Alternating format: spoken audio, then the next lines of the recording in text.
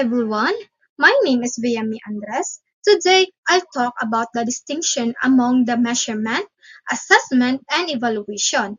I also cover the principle of assessment. Let's start. First, we have a measurement. As defined by Miller, Lin, and Garland in year 2009, measurement is the process of assigning numbers to a learner's performance according to specific rules. For example, a student gets 15 out of 20 in a quiz. Next is we have the assessment. Assessment is the systematic collection, review, and the use of information to improve student learning. That is according to Palamba and Banta in 1999. Example, a teacher evaluates quizzes, project, and participation to understand learning progress. Then we have the evaluation. Evaluation is the systematic determination of the value of a program or a learning outcome. That is according to Scriven in 1991. Example, a teacher decided if a student passed or needs remediation based on all assessment.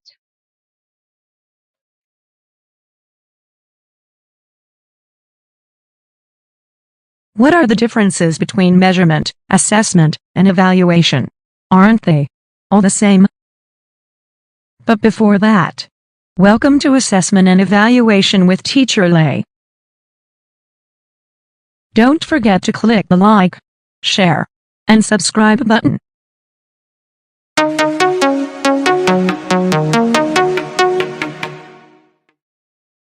So what comes to your mind when you hear the words measurement, assessment, and evaluation? As you can see, there is an equal sign because these terms are often used interchangeably. But do they really mean the same? Suppose this is your student in class. What instrument will you use to find out his temperature? How about his height and weight? And body dimensions? Can you use these tools? Well, maybe yes, but you'll agree that these are not the most appropriate tools. I'm sure you will use these instead. This process is called measurement. Measurement is the process of quantifying the degree to which someone or something possesses a given trait, that is, quality, characteristics, or feature. As it applies to education, measurement is not substantially different from how it is used in any other field. It merely means determining the attributes or dimensions of an object.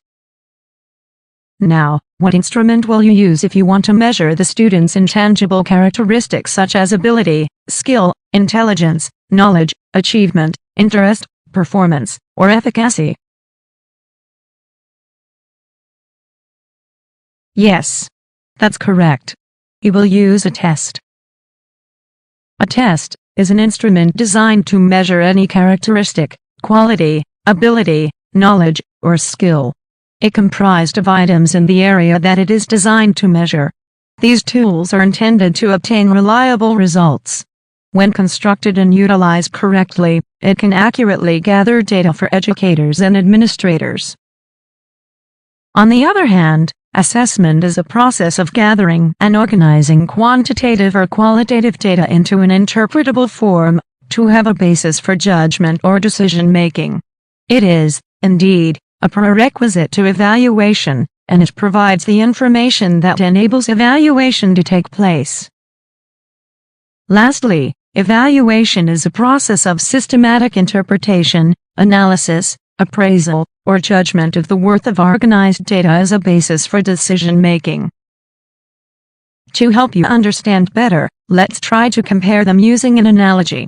Sewing versus teaching and learning. Suppose this student is the client, and seeking the services of the tailor to sew his school uniform. Initially, the tailor gets all the necessary information and answers questions such as, who will wear the school uniform? What are the body measurements of the student? In comparison with teaching and learning, the teacher also gets the necessary information such as, who will be assessed? What to be assessed? and other information obtained from different assessment methods. This process is called assessment. Next, the tailor uses the right cloth and materials based on his observations from other students. In the same way, the teacher observes students and provides feedback to help them increase their competence. Have you noticed the term observation? That is an example of non-testing. Teachers can assess their students' abilities by merely observing their classroom behavior or completing activities. By watching students as they work, teachers can identify signs of struggle and determine where they may be experiencing academic difficulties. However, observation is not enough. In sewing, there is a need to measure the body parts of the student. Tape measure is the most appropriate tool, not a ruler nor a meter stick. In teaching, there is a need to measure the student's achievement or performance. This is an example of measurement. In the end, both the tailor and the teacher conducts evaluation. The tailor asks the client to try the final product to make sure that they like the design and style. If the school uniform is accepted, that ends the tailor's work. If not, the tailor has to repair the school uniform. Likewise, after measuring a student's achievement through a test, the teacher finds out the effectiveness of their instruction. If the result is good, the teacher can immediately proceed to the next lesson. If not, the teacher must provide remedies. Do you see the importance of ensuring that these processes are carried out correctly? An effective construction or utilization of the instruments will affect these processes. Thus, measurement, assessment, and evaluation are essential in the teaching and learning process to ensure high-quality student learning. Thank you for watching. Let's discuss the principles of assessment. These principles serve as the guidelines to ensure that our assessments are effective and meaningful. The principles include the validity, reliability, fairness, standard, comparability, practicality, and manageability. Let's explore each of these principles. First is the validity. Decisions made about a candidate based on a test performance are defensible. That is according to the Assessment Network Year 2024. Example, using a mathematics test to infer math skill is valid, using it to infer reading speed is not. Second, we have the reliability. Assessment results are consistent across a different version or markers. That is according to the Assessment Network Year 2024. Example, a student takes two equivalent forms of science tests and score roughly the same on both. The third is the fairness. Absent of bias that discriminate against group based on non-assist trait. That is also according to the Assessment Network Year 2024. Example, an exam ensure all necessary material are available for candidate with a visual impairment. Fourth is the standard. A passing grade must consistently indicate achievement of the most essential learning competences, or MELCS, regardless of the school year. That is according to the Assessment Network Year 2024. Example, a 75 transmuted from 60 raw score must always confirm mastery of the required MELCS for that subject. Fifth is the comparability. The degree to which result from one assessment can be viewed as equivalent to other. That is according to the Assessment Network Year 2024. Example, comparing equivalent grade awarded by the two different national examination boards. And lastly, the practicality in manageability, considering the necessary trade-off between the quality, validity, reliability, and constraint, which is the time resources. Example, choosing an efficiently marked format like multiple choice to fit the limited time available for assessment.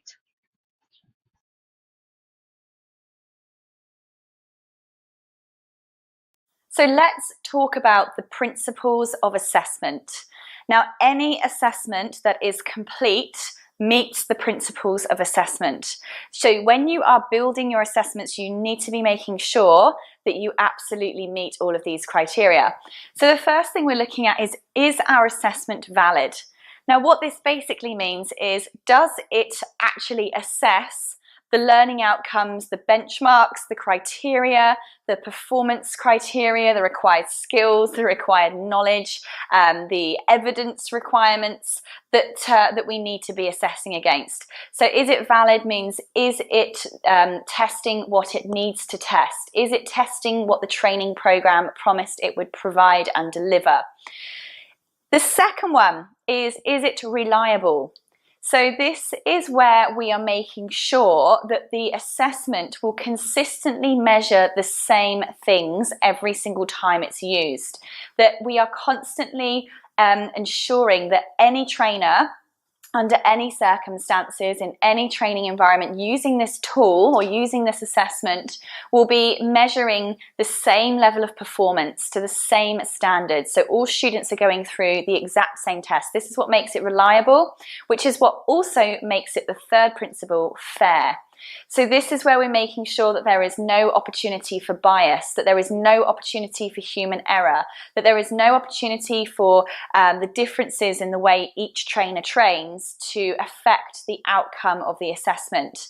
This is making sure that our documentation, our checklists, our benchmarks, our criteria for assessment are completely unaffected by the trainer's like or dislike of the student, by the resources or location the training's taking place, by the race or gender, for instance, even of the actual students themselves.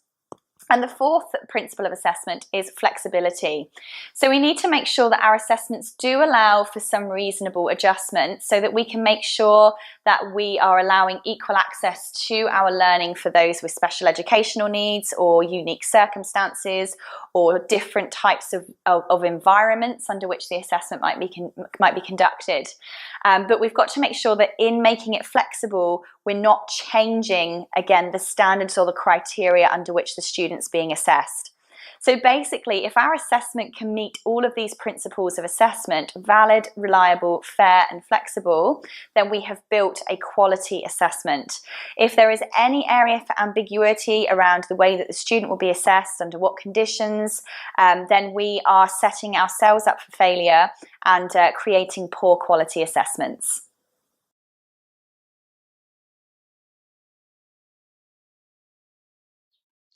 Conclusion: measurement, assessment, and evaluation work together to help teacher understand student learning accurately by following the principles of assessment such as validity, reliability, fairness, standard, comparability, and practicality.